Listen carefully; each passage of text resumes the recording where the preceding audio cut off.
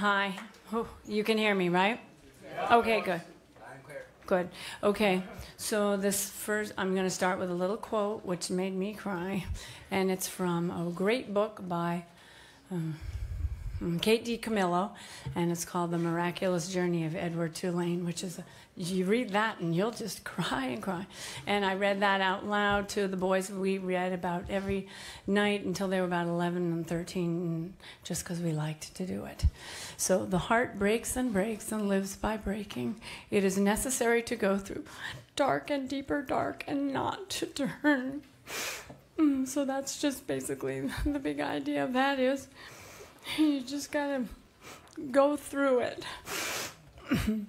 Excuse me. In our shock, walking to get breakfast the morning after Gus died, Oscar and I tried to make each other feel like we were going to be okay without him.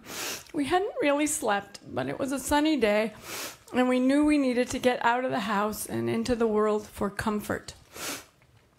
One of the things Oscar said to me was, "Mama, just think of what he accomplished in barely 21 years. He traveled to Russia, England, Belgium, France, and El Paso. I will probably never go to El Paso in my entire life."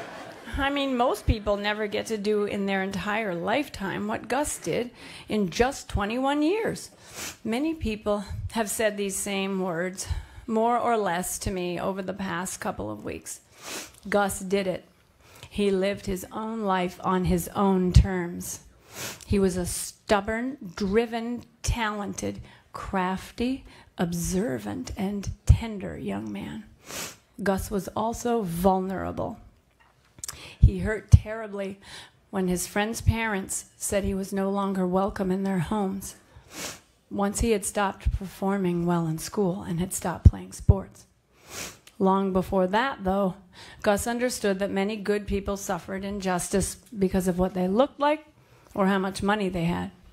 He saw how the cool kids who lived in the fancy neighborhoods looked down on his friends who lived in the projects and looked down on his own family who lived in an apartment and drove an old Nissan.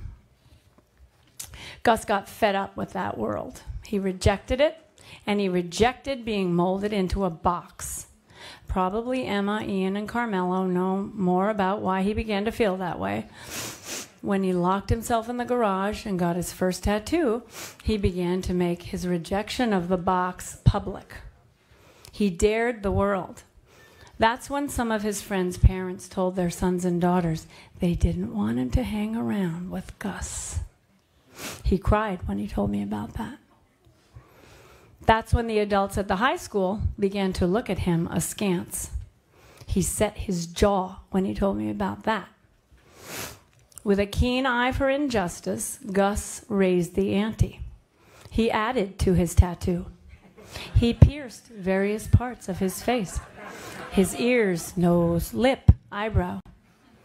The more tattoos and piercings he got, the more he was treated like an outsider. And the more of an outsider he became. Being an outsider, a reject, hurt him. He stayed in his room, barely mustering the courage to go to the library to complete the assignments necessary to get his diploma. And please, he graduated from high school, and he was on the dean's list the one semester he did of college. So fuck the people who said he didn't graduate from high school. Sorry. That was an ad-lib, I apologize.